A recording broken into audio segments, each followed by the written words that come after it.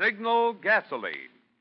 Let every traffic signal remind you, you do go farther with Signal gasoline. Yes, you do go farther with Signal.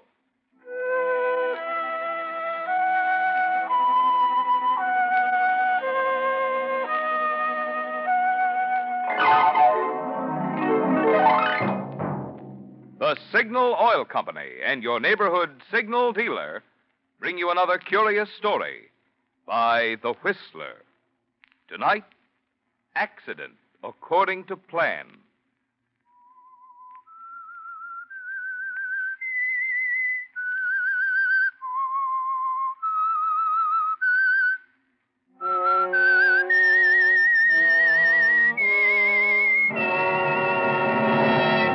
I am the Whistler, and I know many things, for I walk by night.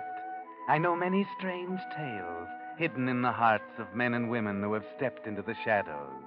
Yes, I know the nameless terrors of which they dare not speak.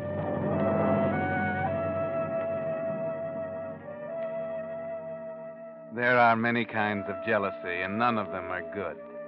The jealous one in love is the most frequent. But there is another more terrible jealousy. Yes, that of a man for his co-worker. Tom Reddick was jealous of Charles Fremont's cleverness, his ability to succeed. Always when there was applause for a job well done, Charles Fremont was patted on the back, feted, given a raise. Charles, you did it again. Boys, I don't know what we'd have done without that building. I only wish more of the men had your ability. Oh, thank you, Mr. Winston. I appreciate your kindness. Oh, nonsense, my boy. Charles, I'd like you to take over general managership of the plant, effective next week. Congratulations, Charlie.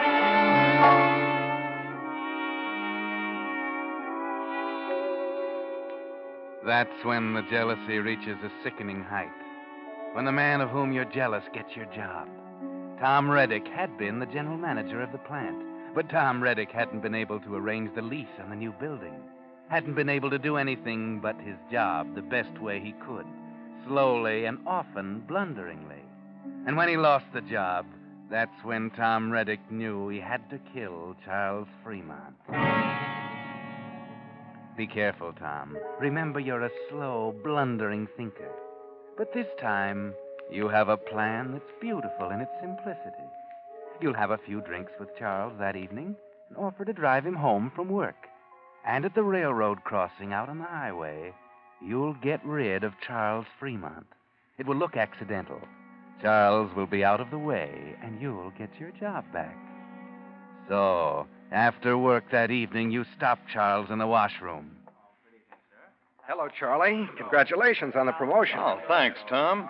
I'm awfully sorry, fella, replacing you this way. It doesn't seem fair somehow. Don't be silly. I was never comfortable being general manager anyway. I'm more of a shop man. It feels strange when I'm not around machines. Oh, I'm glad you're taking it this way, old man. If I thought it was going to bother you, I'd rather not have the job. It really doesn't mean that much to me. Now, cut that out. You're the man for the job, and you take it. Hey, let me buy you a drink, and we'll toast your promotion and my return to the shops. Well, I should be getting home. Oh, come on. A drink will only take a few minutes. Well, okay. Let's go.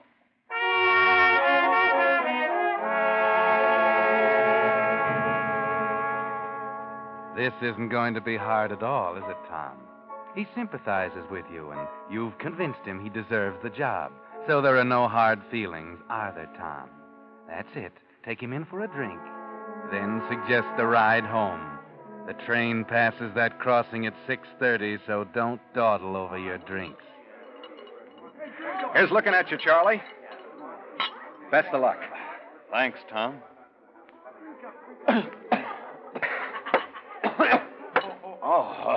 That could be a bad habit. Let me buy you one. Oh, well, it's almost 6. I really should. Come on. Don't make me hang around here alone waiting for that train. Tell you what. I'll let you buy me a drink if you let me drive you home. Well, that's darn decent of you. You're getting the worst of the bargain, though. Not at all. It's a pleasure. Take you right to your door. It's only a few blocks out of the way.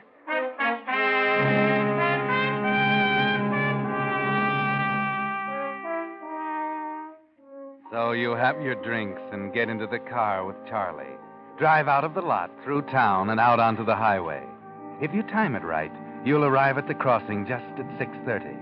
If the train is on time, the signals will be going, and you'll have to stop the car. It'll be easy to tap Charlie over the head with a wrench you have in the side pocket. Then you can get out, set the gears, and run the car in front of the train. It's the same train you take when you go home evenings without your car. So you'll just climb aboard in the excitement and go on home. When the story comes out, you'll just say that Charlie wanted to borrow your car for the evening, and you let him, seeing as how he was a good and close friend of yours. Can't tell you how grateful I am, old man. I've gotten to hate that train trip. Forget it. Maybe we can fix it so you won't ever have to take the train. Oh, that'd be fine. Oh, those drinks made me sleepy. We have another 30 minutes of driving to do. Why don't you take a little nap? Yeah. Think I will, if you don't mind. Not at all. You just take a little nap.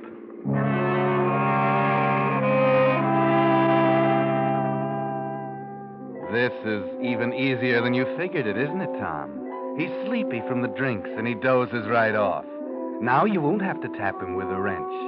You drive at normal speed, and soon the railroad crossing is just ahead of you.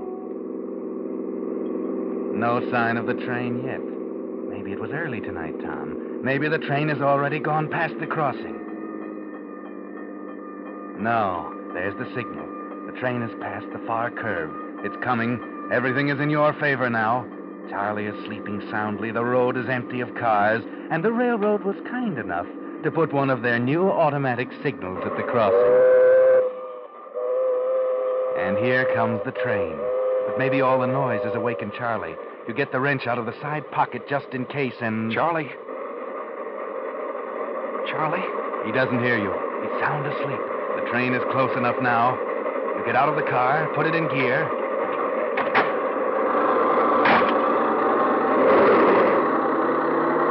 The car lurches forward, you slam the door, and it's done.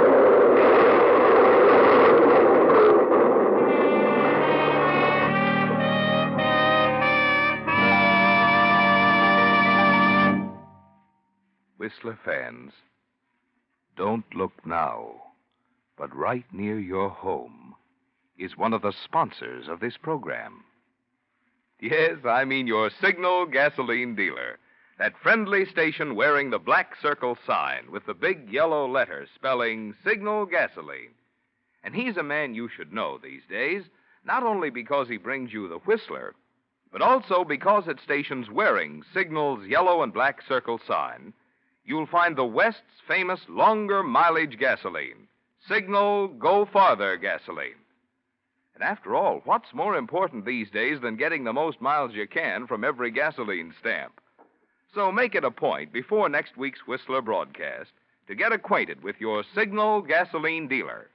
Prove for yourself what more and more thousands of wise Western drivers are constantly discovering, that you do go farther with Signal gasoline. And now, back to the Whistler.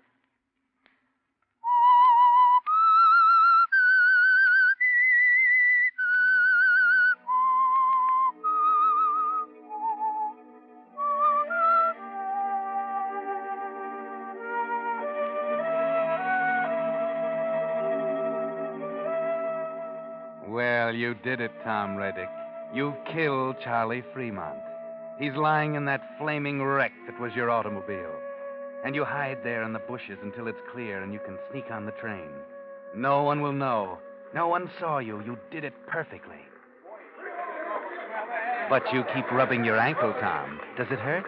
Maybe you twisted it, jumping down into the bushes alongside the road. But it'll be all right, won't it? Nothing can go wrong now. The crime is done, and done well.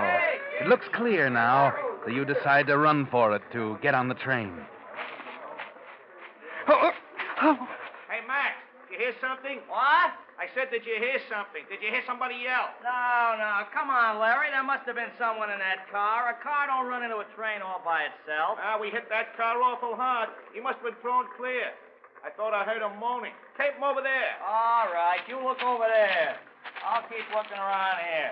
The guy might still be alive, you know, if he got thrown clear. Oh, why don't you just stop talking so much and look a little bit harder? You got no sympathy.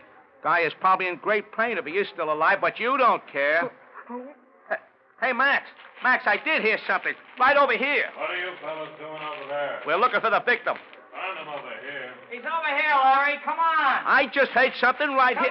Come on. They found him. Stop playing hide and seek in them bushes. He's over here. Hey, is he still alive? No, he's dead. And no wonder. Take a look at him.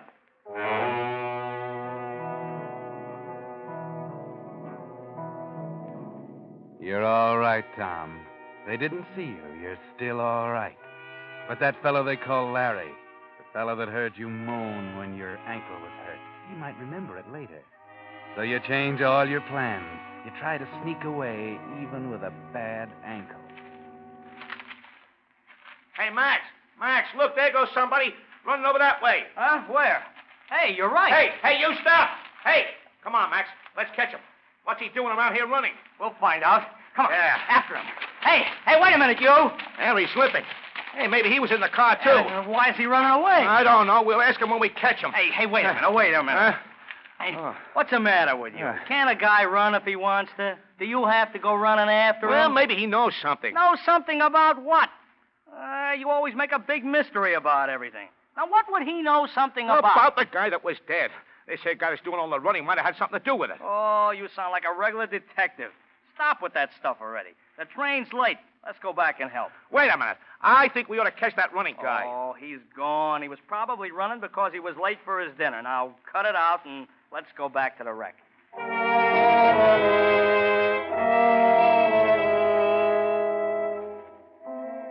It's still all right, Tom. You got away, but that was awfully close. You hadn't figured on the ankle or a snoopy person. Now you've got to change all your plans. You can't get back to where the train is, and your ankle is swollen from the running you did. But there's a bus stop down the road, and the bus goes right by your house. It's not far to the bus stop. Just walk slowly, and you'll make it all right. There's the bus waiting to leave. You get in and take your seat. Evening, Mr. Reddick. Haven't seen you in a long time.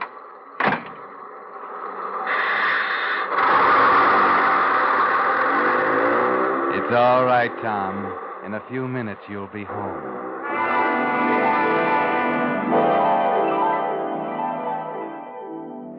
You forgot, Tom. You can't go right home. The bus has to pass the railroad crossing, too, and the train is at the railroad crossing.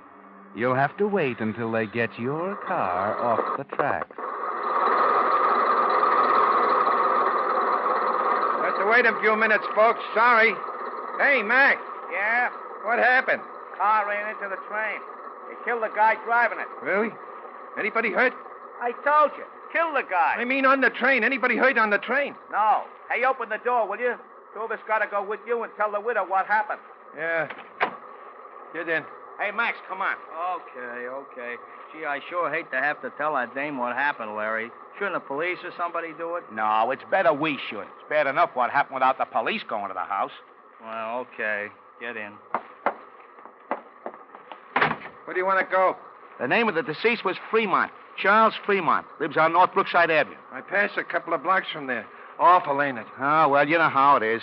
People don't pay no attention to signals at all. Yeah. It's awful, but serves a guy right for not paying attention. Hey, here's a good seat. Yeah. Hey, buddy, that right? What? I was just telling the driver what a terrible thing it is. Oh, yeah, terrible. Hey, do I know you? Seems like I seen you somewhere. I don't remember. I don't think so. Well, I meet a lot of people. I just know. Did you see the accident? Oh, me? Yeah, I did. I seen the whole thing. Yeah. Yeah, it was terrible. Mm-hmm. My friend Max here and I were out taking a hike when we saw the accident. It was quite a joke. That guy driving the car, that's a guy I feel sorry for.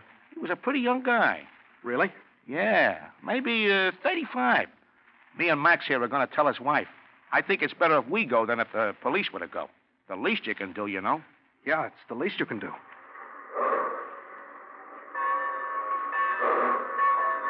You know, it's a funny thing. The guy wasn't driving his own car. It was some other guy's car. Can you imagine letting a guy your car to drive and then he gets killed in it and wrecks your car? Especially now when it's so hard to get cars. Guy named Reddick. Tom Reddick. What? The guy that owned the car. His name was Tom Reddick. Yeah, we're going to tell him, too. Okay, folks, all clear. Here we go.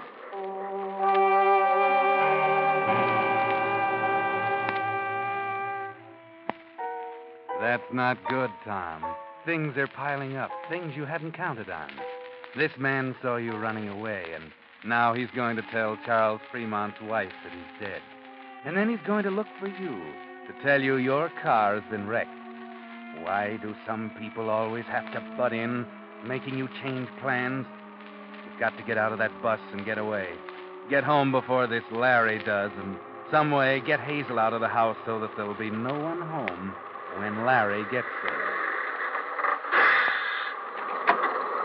Beechwood Avenue. Good night, Mrs. Nelson. I'll get out here, too. Oh, excuse me, Mr. Reddick. I forgot you were here. That's all right. Excuse me, I'm late. It's awful about Mr. Fremont. Awful. Good night.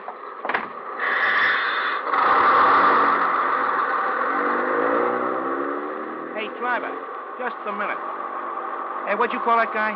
Mr. Reddick? Reddick, yeah. Hey, what's his first name? I don't know. Why?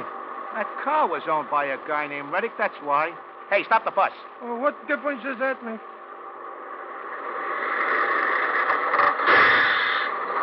Nuts or something? Max, come on. Come on, I want to talk to that guy named Reddick. Yeah, we got to tell that woman you said. Where you going now? Guy that just got off was named Reddick. So his name is Reddick. I don't follow you. Oh. Why don't we just go home and forget all about this? It's none of our business anyway. Come on, come on.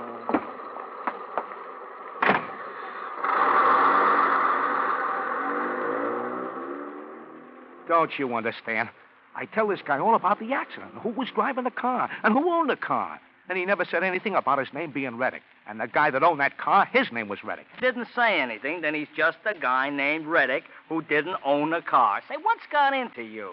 Oh, I never thought of that. You mean he could be perhaps Harry Reddick, and he didn't even know this Tom Reddick that owned the car, huh? Yeah, now you're getting smart. It's a fine time to get smart after we get off the bus. Now we got to walk to the widow's house.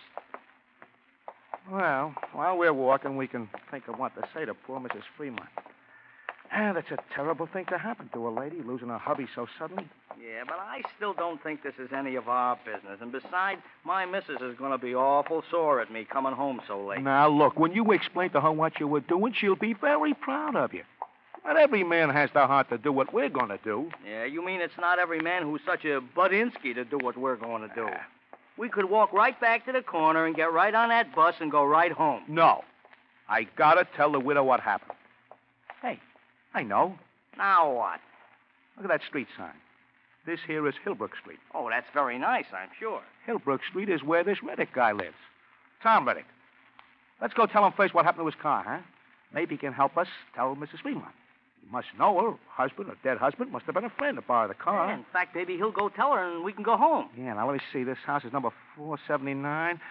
What number that guy say he lives at? Oh, I don't remember. Why don't we just forget all about it, Larry? Why do you want to butt in? I think it was number 456. Let me see. I wrote it down here. Yeah, there it is, number 456. All right, which way do we go? I guess it's down here. Hey, look, that guy up ahead of us has got a bad leg. Oh, you're driving me crazy. Now, what difference does that make? It don't make no difference. What's the matter with you? Can't I remark to a friend that a guy up ahead has a bad leg? Oh, you're always remarking something. Sometimes I wish you'd shut up. Max, that's not nice. Well, I do. Here's 460. Hey, look, the guy with the bad leg, he's finally home. See? He's heading into the house down there. Yeah, but he's not going in, see? Hey, he just stopped to look at the number. Hey, that's that other Reddick guy, the one on the bus. Well, he's not going in that house, and that's number 456. Yeah, it is. Well, I hope they got insurance on their car.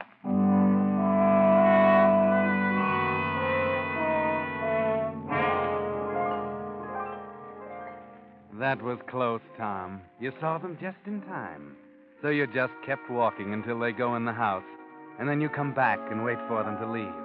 They'll tell Hazel all about it, and after they leave, you can go in. Tell her you loaned the car to Charles Fremont and came home on the streetcar and bus. You're late because the bus got stopped at the crossing. You had no idea that your car was the one wrecked by the train, or that Charles Fremont was dead. Now those men are coming out of your house. Keep back, and they won't see you behind the hedge. That was a real nice lady. She was upset. Well, of course she was upset. You know, it makes me feel kind of silly talking to people I don't even know. Well, it's a good thing we did. We might have gone right over to the widow's house. Which way did she say was a police station? 4 blocks to the left. We better hurry.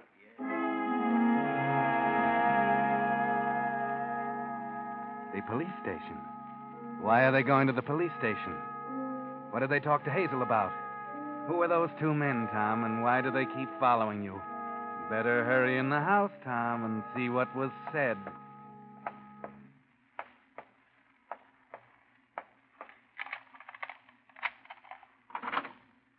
Hazel?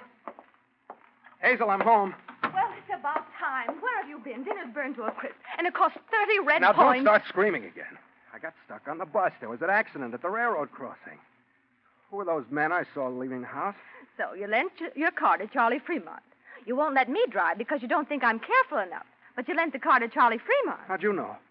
Who were those 2 men That accident you saw from the bus, that was your car.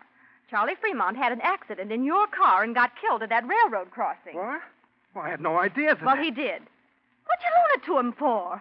I can understand you're driving him home if you want to, but what'd you loan him the car for? You were coming home and he was coming home. Why'd you come home together? He told me he was going over to the other side of town to see a customer. How did I know he was going to come right home? Let me smell your breath. What? You had a few drinks, didn't you? I thought you had. You and that Charlie Fremont. You'd stop and have a cocktail before dinner and keep the dinner waiting until it's not fit to eat. Then come home and tell me some fantastic story about loaning the car to Charlie Fremont. What are you talking about? Those men who were here. They asked me if we had any relatives living around us. I told them the only relative we had was my sister in California. That it must have been you they talked with on that bus. Maybe you can fool some people, but you can't fool me. I know you, Tom Reddick. You were in that car, and you got scared because you were both drunk. I told you I lent Charlie the car. How many times do I have to tell you I lent Charlie the car? Those 2 men told me about you. They saw you there at the railroad crossing. One of those men talked to you on the bus, and you made believe you'd never seen him before. Made believe you didn't even know people named Charlie Fremont and Tom Reddick. You're just a good-for-nothing drunk, and I wish I never married you. Look, Hazel, there's no sense in getting upset about this. Sure, I was in the car. We had a couple of drinks in town before coming home. Charlie insisted on it. I got scared when we had the accident, so I ran. You're not going to go and tell, no, are you? I most certainly am. I never did like Charlie Fremont. And his wife. That no good. Calling me up in the middle of the afternoon to crow over me. Mrs. Fremont called you up? To crow over me. Bragging about how her Charlie got your job away from you. He takes your job away from you, so you go and have a drink with him to celebrate. Stop it. What's the matter with you? Aren't you ever happy? Don't you have any feeling toward me at all? What's that? I'm sure I don't know. It's the doorbell. Answer it. I'm not home. Don't you dare order me around, you drunk. Don't you dare even talk to me. Shut up. Yes? Good evening. We thought that... Hey, Max, it's the guy. Yeah, maybe you were right. What do you want here? Who are you? Hey, now, look, Mr. Reddick. Why didn't you tell us on the bus who you were? We were just trying to help you. It's none of your business who I am. Now get out of here. No. Take it easy, Mr. Reddick. Somebody has to do these unpleasant things, and me and Max here thought we would. The least you can do. He was in that car. I told you he was. Hazel, shut up. I will not shut up. You were in that car. You told me you were. You're so smart, having a drink with a man who takes your job away from you. Mr. Reddick lost his job? Oh, gee, I'm sorry to hear Mr. Fremont got his job, so he had a drink with him to celebrate. And then they were drunk and had that accident. Wait a minute. You mean that Mr. Fremont got Mr. Reddick's job away from him? And they had some drinks together, and then they were both in the car when it hit the train? Sure they were. Only Mr. Reddick ran away. Maybe he ran away because... Hey, wait a minute. Max, he's trying to... Get him, Max. He can't run far. He's got a bum ankle. Yeah, okay. There he goes down the lawn. Follow him, Max. Hey, look, he fell. Leave me alone. Leave me alone. I'm sorry, Mr. Reddick, but I think we better take you to the police station. I think you murdered Mr. Fremont.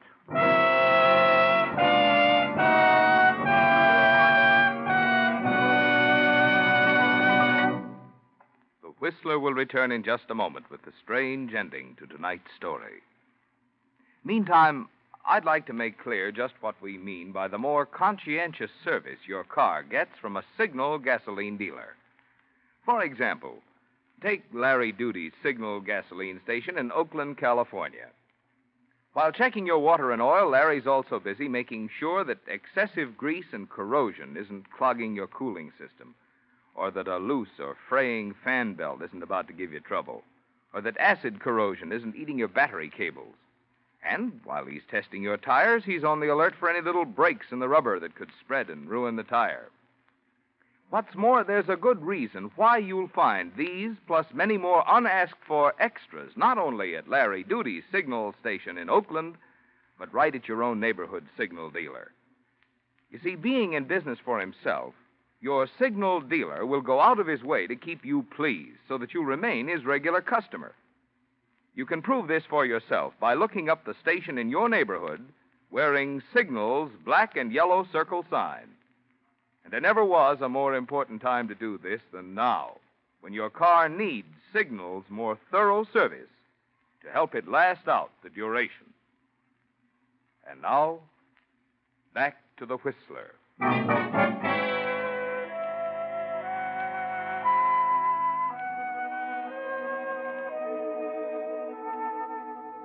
Well, Tom, you bungled your perfect plan, didn't you? But then you never were any good at planning. That's why Charlie got ahead of you. And of course, you let the little man who was always butting in make you so nervous that you gave yourself away. But when you got to the police station, you really thought fast for once. You kept your mouth shut and let them believe what they wanted to. Your wife's story helped. You were drunk. The accident happened. You weren't hurt, but you got scared and ran away. Maybe they'll believe that. And all you'll get will be a few years for manslaughter. Maybe they'll believe it. But even as you think it, you know very well they won't. The motive is too apparent. Charlie got your job, so you killed him. No, Tom, you won't get away with it. And so as you sit in your cell and brood over the fate that awaits you, you make up your mind. And you start resolutely into action. A small barred window is high over your head. And as you strain, you think of that little man who was always butting in. The little man who caused all your troubles. And you can almost hear his voice. Sure, we know. We'll only be a minute. We got something very important to tell him. Reddick, huh? Well, he's in 214. Boy, he'll really be glad to see us. Yeah, you bet. We just came to your autopsy. The coroner's autopsy. We got news for Mr. Reddick. Yeah? What kind of news? Well, there was something fishy about the accident where Mr. Fremont got killed. They had an autopsy.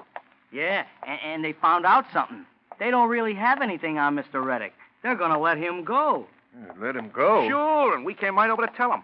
When they had the autopsy, they found Mr. Fremont wasn't measured at all. He was dead when the train hit the car. He wasn't supposed to drink, and he died of a heart attack 20 minutes before the accident while he was still riding in the car. No kidding? Well, he'll be glad to hear that. Here's his... Hey, Mr. Reddick! Well, what do you know about that? Mr. Reddick went and hung himself.